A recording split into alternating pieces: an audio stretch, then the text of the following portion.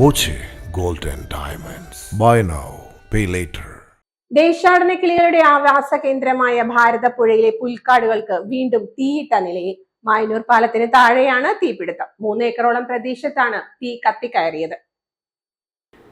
പക്ഷികൾ കൂടുകൂട്ടുന്ന പുൽക്കാടുകളിലൂടെയും ആറ്റുവഞ്ചി ചെടികൾക്കിടയിലൂടെയും തീ പടർന്നു കയറി. രാജ്യാന്തര നീർപക്ഷി കണക്കെടുപ്പിന്റെ ഭാഗമായി പാലക്കാട് നാച്ചുറൽ ഹിസ്റ്ററി സൊസൈറ്റിയുടെ സർവേയിൽ 50 ഇനം പക്ഷികളെ കണ്ടെത്തിയ ഭാഗത്താണ് ക്രൂരമായ അതിക്രമം. പക്ഷികളുടെ വൈവിധ്യത്തിന് കുറവില്ലെങ്കിലും മുൻ വർഷങ്ങളെ അപേക്ഷിച്ച് എണ്ണം കുറഞ്ഞു വരുന്നതായുള്ള പഠന റിപ്പോർട്ട് പുറത്തു വന്നതിന് പിന്നാലെയാണ് വീണ്ടും തീയിട്ട സാഹചര്യം.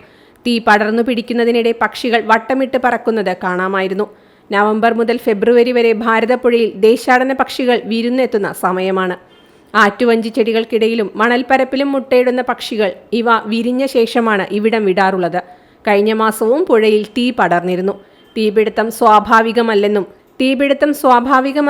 തീയിട്ടതാണെന്നും വനം വകുപ്പ് കണ്ടെത്തിയിരുന്നു. അപ്പോഴും നടപടികൾ വൈകുകയാണ്.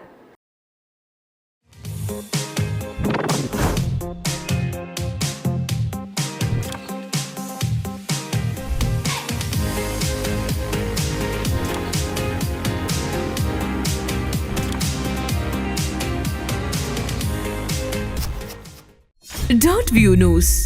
കാഴ്ചകളാണ് ലോകം. കണ്ടു തുടങ്ങുക.